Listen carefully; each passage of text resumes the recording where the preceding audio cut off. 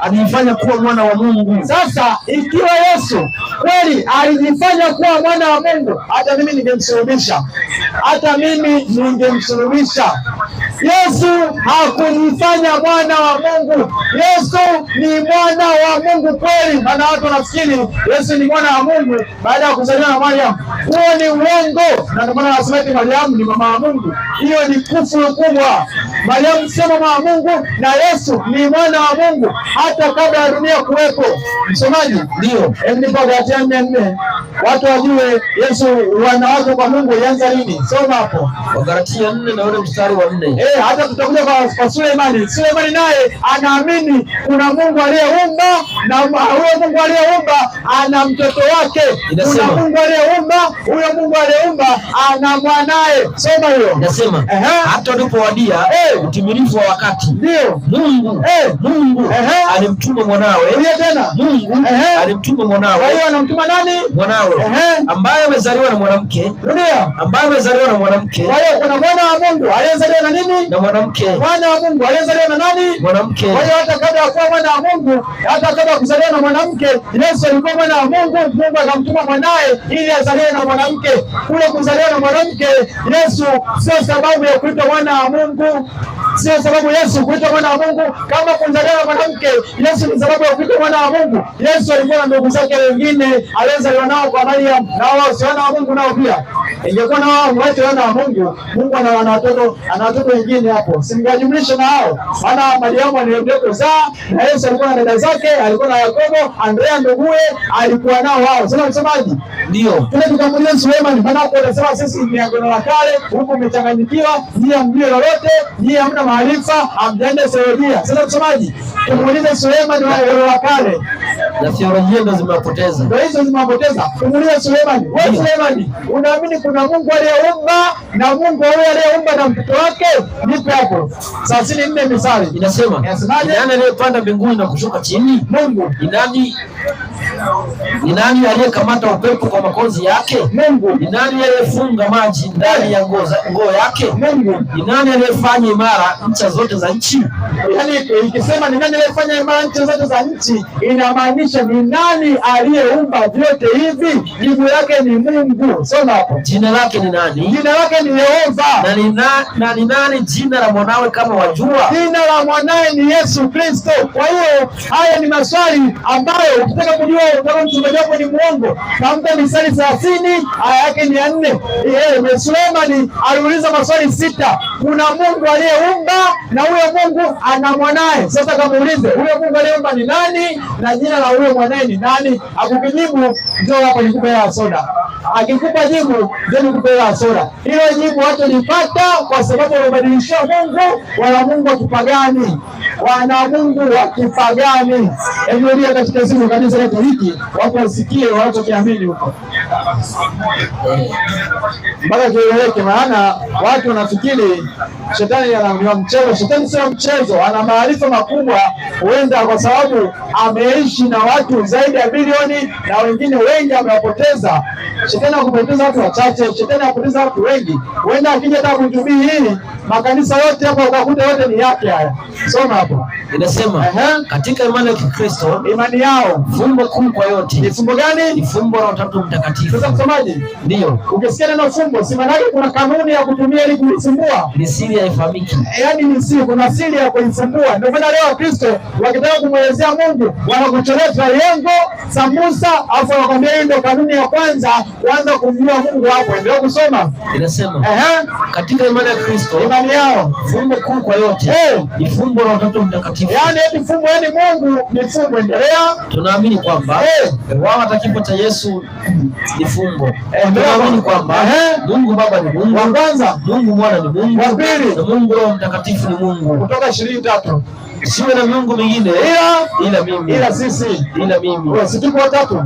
Ila mimi. Ila sisi. Ila mimi. Wewe ni uongo. Hebu nenda angalia hiyo fumbo unalielewa. Soma hapo, anasema waelewe. Hebu soma hapo. Inasema walakini kuna Mungu mmoja tu wala sio watatu. Sasa msomaji, si tunauliza? Hapana. Tunauliza ni Mungu watatu? Hapana. Sasa nishikilie elewe. Sasa je, hao Mungu watatu mnawaelewa kweli ni Mungu mmoja? Inasema ni fumbo ambalo sisi hatulielewi kabisa. kabisa. Ati nini? Hatulielewi kabisa. Ati nini? Hatulielewi kabisa. Lakini leo wanakuta theolojia, wanaenda kuweka darasani, wanakwambia chora triangle, tuanze kumtafuta Mungu kwa kanuni ya triangle. Hiyo ni shetani na hiyo ni sanamu, na kuna Mungu mwingine wanaomwabudu makanisani anaitwa Mungu roho. Huyo ni pepo mchafu, roho tatu za uchafu. Huyo ni shetani mwenyewe hapo amejiweka hapo. Hakuna Mungu roho katika Biblia. Kwenye Biblia kuna roho wa Mungu. Kuna roho ya Mungu. Ndio Mwanzo 1:2. Kuna roho ya Mungu. Soma hapo Mwanzo 1:2. Inasema Mwanzo 1 na ile mstari wa 2. Inasemaje? Inasema nayo nchi ilikuwa ukiwa tena utupu. Ndio. Na giza lilikuwa juu ya uso wa vilindi vya maji. Roho ya Mungu, Mungu roho, roho ya Mungu, Mungu roho, roho ya Mungu, sio Mungu roho, roho ya Mungu, Mungu roho, roho ya Mungu. Sasa ni roho ya nani? Ya Mungu. Roho ya nani? Ya Mungu. Ikafanyaje? Ikatulia juu ya vilindi, ikatulia juu ya uso wa vilindi, uso wa maji. Alitulia roho, Mungu roho alitulia. Ikatulia. Roho ya Mungu roho alitulia. Ikatulia. Mungu roho alitulia. Ikatulia. Roho ya Mungu ikatulia juu ya uso wa vilindi vya maji. Roho ya Mungu ni kitu chake yeye Mungu. Wanasema roho ya Mungu ni Mungu roho. Hebu tuangalie Mungu roho sasa. Kwani wewe msemaji? Wewe una roho yako? Ndio. Roho yako ni wewe au ni kitu kingine? Ni mimi mwenyewe. Sasa msemaji? Ndio. Nikisema roho ya Mungu na nikisema Mungu roho ni sawa? Tofauti. Nikisema roho ya Mungu na nikisema Mungu roho ni sawa? Hapana. Sasa wewe msemaji? Wewe unaita method? Ndio. Nikisema roho ya method na nikisema method roho ni sawa? Hapana. Nikisema roho ya method na method roho ni sawa? Hapana. Kuna method nyingine inamaanisha? Ndio. Ndio maana watu wanaabudu Mungu mwingine hapo. Sasa hivi msomea kwa ndio kwanza wa pili, wa kwanza 10, wa pili, wa kwanza 2:10 inaposema roho ya Mungu, mfano wa roho ya Mungu, watu sisi ipo hivyo hivyo. Watu nafikiri sisi tunamfananisha Mungu na wanadamu. Hatujamfananisha Mungu na wanadamu. Mungu mwenyewe ameweka mifano ili tumjue yeye ni nani. Ili tumjue yeye ni nani. Soma. Nasema, lakini Mungu ametufunulia sisi kwa roho. Maana roho huchunguza yote, hata mafumbo ya Mungu. Maana ni nani katika binadamu ayajuaye mambo ya binadamu ila roho ya binadamu iliyo ndani yake. Kwa hiyo subiri. Kwa hiyo vile ambavyo roho yako wewe msomaji ilivyo, unapojua mambo yako ni sasa. Unajua wewe? Mimi. Unajua wewe? Mimi. Sasa tuangalie, je, na hata kwa Mungu ndio hivyo hivyo? Ndio kusoma vivyo hivyo.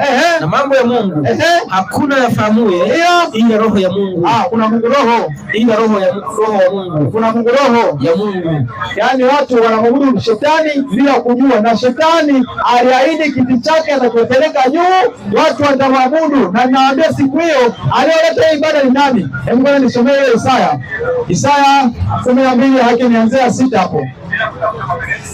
12. Isaya 12 hapo. Ni 6 au ngapi? Nenda kwa Isaya 12 utaona hapo. Maana anasemaje? Jinsi ulivyoanguka kutoka mbinguni. 14 yote. Anasemaje? Jinsi ulivyoanguka kutoka mbinguni, shetani, ewe nyota ya alfajiri, mwana wa asubuhi. Jinsi ulivyokatwa kabisa, wewe ewe ulioangusha mataifa. Alisemaje shetani? Na ulisema moyoni mwako, kwanza nitapanda mpaka mbinguni, mbili nitakiinua kiti changu juu kuliko nyota za Mungu, nami nitaketi juu ya mlima wa mkutano, tatu katika pande za mwisho wa kaskazini, nitapaa kupita vingo vya mawingu, nitafanana na yeye aliye juu. Nitafanana na yeye aliye juu. Ati nini? Nitafanana na yeye aliye juu. Hayo lengo la shetani ni kufanana na nani? Na aliye juu. Lengo la shetani ni kufanana na nani? Na aliye juu. Sasa sema atakipeleka kiti chake mbinguni. Ndio. Atakipeleka kiti chake mbinguni. Ndio. Hebu tukachungulia huko mbinguni. Huko mbinguni kuna viti vingapi? Kuna kiti cha Mungu Baba, Mungu Mwana, Mungu Roho, au kuna viti vingapi? Viwili, vitatu, vinne, vitano. Msomaji? Ndio. 3:21 funua Yohana. Maana shetani ameahidi kukipeleka kiti chake juu, na amekipeleka kwa tiketi ya Mungu Roho. Mungu Roho huyo ni shetani. Kwenye Biblia kuna Mungu Roho, kuna roho wa Mungu. Soma hapo. 3:21 funua Yohana. inasema ndio, yeye ashindaye nitampa kuketi pamoja nami katika kiti changu cha enzi. Huyo si Yesu anasema? Ndio. Anasemaje? Inasema ndio, yeye ashindaye nitampa kuketi pamoja nami katika kiti changu cha enzi. Kuna kiti cha nani? Cha enzi cha Yesu. Kuna kiti cha nani? Cha Yesu. Endelea mbele. Kama mimi nilivyoshinda, kama mimi Yesu nilivyoshinda, nikaketi pamoja na Baba yangu katika nini? Katika kiti chake cha enzi. Kwa hiyo kuna kiti cha enzi cha nani? Baba na Mwana. Kuna kiti cha enzi cha nani? Cha Baba. Hivyo si viwili? Ndio. Hivyo si viwili? Ndio. Kuna kiti kingine mbele kinaendelea hapo? Hapana. Kuna kiti kingine hapo mbele? Hapana. Hebu na Ufunuo Yohana 22:1 tuangalie. Viti ni vingapi?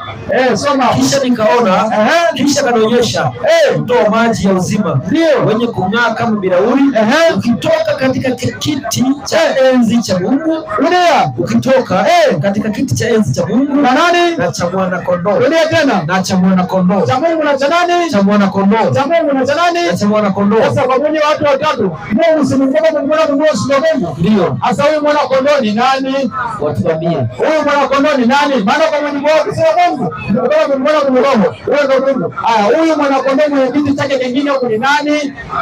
Viti ni viwili mbinguni. Shetani ameenda kupeleka kiti chake kwa tiketi ya Mungu Roho. Mungu Roho ni shetani. Mungu Roho ni shetani. Kwenye Biblia kuna Roho Mtakatifu na sio Mungu Roho Mtakatifu. Huyo ni shetani na anaabudiwa hapo. Shetani kajiingiza kilazima, kajiamua kujichongesha sanamu, inaitwa sanamu ya utatu. Mtu yote anaabudu utatu leo, mbingu utaisikia kwa macho, kwa sababu mbinguni hakuna Mungu wa utatu. Mbinguni kuna viti viwili, cha Mungu na cha Yesu. Cha Mungu na cha Yesu. Ruhusu maswali tuondoke. Hebu nipe Ufunuo wa Yohana 17 aya ya kwanza na ya pili, nionyeshe ni nani huyu aliyeanza kuziweka hizi ibada, ni nani aliyeanza kuziweka hizi ibada ambazo za Mungu Roho. Soma hapo Ufunuo 17 aya ya kwanza na ya pili, afu Luka 4:5. Akaja mmoja wale malaika saba mwenye vile mitasa saba, akanena nami akisema, akisemaje? Njoo huku nitakuonyesha hukumu ya yule kahaba. Nini hukumu? Ya yule kahaba mkuu, afanyaje? Aketie juu ya maji mengi, ambaye wafalme wa nchi walifanyaje? Wamezini naye. Wamefanya nini? Wamezini naye. Wamefanya nini? Wamezini naye. Na nini? Nao wakao katika nchi walifanyaje? Wamerevwa kwa mvinyo ya uasherati wake. Kwa hiyo kuna mwanamke anayeneno hapo, amezini na wafalme wa nchi, amezini na wafalme wa nchi. Sasa msomaji, nipe Ezekieli 16:30, nenda 30 afu nenda 32 tuone. Soma kwa kutumia kwenye simu ile cha mtego tuweze kufunga. Ezekieli 16:30 na 32, maana kuna hukumu ya mwanamke kahaba ambaye amezini na wafalme wa dunia. Afu nitakuonyesha hao wafalme baada ya kuzini na huyo mwanamke watafanywa nini na Mungu. Nitakuonyesha hapo. Soma hapo Ezekieli 16:30. Inasema, yasemaje? 32. Mke wa mtu asilie akaribishe wageni badala ya mumeo. Huyo ni nani? Kahaba. Huyo ni nani? Kahaba. Ufunuo kuna mwanamke gani? Kahaba. Soma sasa sini hapo. Maana mke wa mtu akaribisha wageni badala ya mumeo, huyo ni kahaba, anafanya uzinzi. Soma. Inasema, tazama, kila mtu atumia methali hii.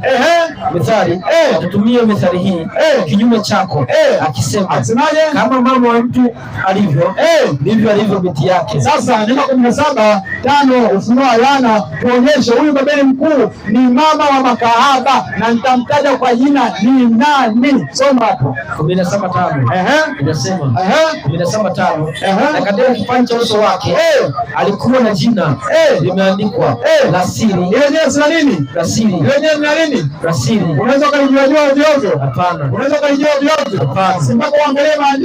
Ndio. Maandiko. Soma. La siri. Babeli mkuu. Babeli mkuu. Babeli mkuu. Mama wa makahaba. Nani? Mama wa makahaba. Nani? Mama wa makahaba. Nani? Mama wa makahaba. Ukisikia mama, maana yake sina watoto. Ndio. Kuna nani anaweza kuitwa mama na hali hana watoto? Hapana. Mama sina watoto. Ndio. Hilo lililoneno hapo ni kanisa la Roman Catholic, lina watoto na limeitwa kahaba kwa sababu kuna watoto waliotoka nyuma ya mgongo wake. Hao nao ni makahaba, wamemwacha Mungu, wameingiza mungu wa kigeni, mungu asiopatikana katika maandiko, mungu wa Babeli na mungu ambaye ni Shetani. Iko hivyo, imekauka hivyo. Ukiwa na swali, kuna sehemu hujaelewa, kama una swali, kuna sehemu hujaelewa, ndio uulize. Tuko hapa, hatuondoke haraka kwa sababu tuna ushahidi wa maandiko. Msomaji, hebu nisaidie Mithali 28 aya yake ya kwanza. Niwaambie watu kwamba sisi tuna ujasiri. Kwa nini? Kwa sababu kuna watu ni waovu, ila sisi tuna ujasiri kwa sababu kuna haki tunayoifanya, tunafuata maandiko ya Biblia peke yake, hatufuati maagizo ya watu. Soma hapa. Wawezi kukimbia wasitofuatiwa na mtu. Rudia. Wawezi kukimbia wasitofuatiwa na mtu. Si kuna watu tunabaje kuuliza swali kama hao wamekuja? Baadhi wenye haki wajasiri kama simba. Wenye haki huwa nini? Wajasiri kama simba. Wenye haki huwa nini? Wajasiri kama simba. Lakini waovu wanakimbia kimbia. Watu kitaka kuanza kutuonyesha hayo mambo wanaoyaamini. Yako wapi kimaandiko? Maana hata shetani alienda kumjaribu Yesu. Yesu hakumshinda kwa kwanza kunena kwa lugha, eti shetani toka. Yesu alimshinda Ibilisi kwa imeandikwa. Inatakiwa maneno yathibitisha hayo maneno yako kama ni ya kweli. Msomaji, nenda Mathayo 4:1 tuangalie. Yesu alianza, shetani alianza kumjaribu Yesu. Yesu akaanza kunena kwa lugha au aanza kurukaruka, alianza kuomba kwa Mungu Baba au alianza kufanya nini? Soma hapo. Inasema jaribu akamjia akamwambia, ukiwa ndiwe mwana wa Mungu, amuru kwamba mawe haya yawe mikate. Sasa mtoto lokole hapo wangeanza kukemea, wangeanza kunena kwa lugha, kupiga makelele, kuangusha mabati, kuvunja viti. Yesu akasemaje? Na akajibu akasema, alisemaje? Imeandikwa. Ati nini? Imeandikwa. Ati nini? Imeandikwa. Shetani akasika kama imeandikwa. Imeandikwa. Shetani toka. Hilo ndio neno la Mungu limekauka hivyo. Shetani anashindwa kwa imeandikwa, sio watu wanaposema. Nisomee Marko 7:7, nifunge hapo nionyeshe watu wanamwabudu Mungu bure, wanafundisha mafundisho yale maagizo ya wanadamu. Ndio maana wanamwabudu Mungu bure. Kama wewe unaenda ibada siku ya Jumapili, jua mama yako ni Babeli mkuu ambaye ndio Roma aliyoingiza hiyo siku, na wewe naye utachomwa katika moto wa milele. Soma hiyo. Marko 7:7. Wataelewa. Nao wanaabudu bure. Wafanyaje? Wakifundisha mafundisho yaliyo maagizo ya wanadamu. Mungu Baba, Mungu Mwana, Mungu Roho ndio Mungu mmoja. Ipo kwenye Biblia? Hakuna. Siku ya Jumapili kwenda kanisani ipo kwenye Biblia? Hakuna. Tunene kwa lugha shamba hapo sika kama ipo kwenye Biblia? Hakuna. Hayo ni maagizo ya wanadamu, na ibada yako ni bure mbele za Mungu. Hiyo ibada ni bure mbele za Mungu. Sasa tunakaribisha kama kuna mtu ana swali. Kuna mtu mwenye swali? Kuna mtu mwenye swali? Kuna mtu mwenye swali? Kuna mtu mwenye swali? Karibuni jamani, leo tutafunga. Sisi tumetoa ushahidi wetu hapo na kuacha hapo. Sasa nipe Luka 12:47. Niwaambie watu, ikiwa wamesikia maneno leo na wasiwafanye, hicho kipigo chake kitaongezeka mara 2 kuliko asingeyajua kabisa. Soma hapo Luka 12:47. Na mtu yule aliyejua mapenzi ya Bwana wake asiweke tayari, ndio wala kutenda mapenzi yake, atafanyaje? Atapigwa sana. Atafanyaje? Atapigwa sana. Atafanyaje? Atapigwa sana. Yaani ni heri msingesikia haya maneno tunayowaambia kuwa kuna ibada za uongo na watumishi wa uongo, watu wanafanya ibada za uongo. Ngali tumewaambia na hamkufanya wala hamkutekeleza, bora msingesikia kabisa. Yaani hapo kipigo chake ndio kitakuwa sasa kitoko, mtapigwa sana. Sasa msomaji, maana kuna watu, kwa sababu sisi hapa tutapatikana tena, inabidi tuambie waende wakafuatilie channel gani ya YouTube ili waweze kutupata huko. Kama kuna mtu anataka kujua sisi tunapatikana wapi kwa hizo video tunazorekodi na channel tunazopatikana, tunapatikana YouTube kwa jina la Biblia Nuru ya Dunia. YouTube tunapatikana kwa jina la Biblia Nuru ya Dunia. YouTube tunapatikana kwa jina la Biblia Nuru ya Dunia. Ukisearch hapo utaona nembo ya BND, tunapatikana hapo. Utaweza kufundisha mafundisho yetu, kusikiliza mafundisho yetu hapo, na maswali ukijibu, ukiuliza tunakujibu cash bila mkopo wala kukopa kwa azima. Na tutataja namba yetu ya simu, kama una swali lolote unaweza kutuuliza hapa tunajibu cash. Kama una swali tuko hapa, tunafunga vitu vyetu, ndio tuulize, tunajibu cash. Namba ya simu ni 07 17 37 57 50. Namba ya simu ni 07. Nitarudia, namba ya simu ni 07 17 37 57 50. Mara ya mwisho narudia, namba ya simu ni 07 17 37 57 50. Namba ya simu inapatikana hapo. Sasa msomaji, nipe Mathayo 6:7 tuanze kufunga, tuone Mungu au Yesu ataongoza nini tukiwa katika kwenye kufunga. Soma hapo. Nanyi Mathayo 6:7. Nanyi mkiwa katika kusali usifanyaje? Usifanyaje? Kama kina nani? Kama watu wa mataifa wanaodhani ya kuwa watasikia sababu ya maneno yao kwa Mungu. Kwa hiyo Yesu ametukataza tusifanyaje? Ametukataza tusifanyaje? Hivyo ndivyo namna ya kuomba mtu wa Mungu. Sasa je, mtu wa Mungu ukiwa unataka kuomba unafanya tendo gani ili uweze kumwomba Mungu wa kweli, Mungu mmoja wa kweli? Nipe Zaburi 95:6 Zaburi, nikiwa mwongozo jinsi ya watu wanavyopaswa kwenda kuomba kwa Mungu aliyeumba. Soma hapo. Anasema njoni tusujudu, tupige magoti mbele za Bwana aliyefanyaje? Aliyetuumba. Tufanyaje? Aliyetuumba. Tupige nini? Tupige magoti kwa Mungu aliyefanyaje? Aliyetuumba. Basi kama naamini Mungu alikuumba, tupige magoti na kushukuru kwa Mungu aliyetuumba. Baba mtakatifu, katika jina la mwanao Yesu Kristo, asante Mungu wa dunia yote, Mungu uliomba mbingu na ardhi.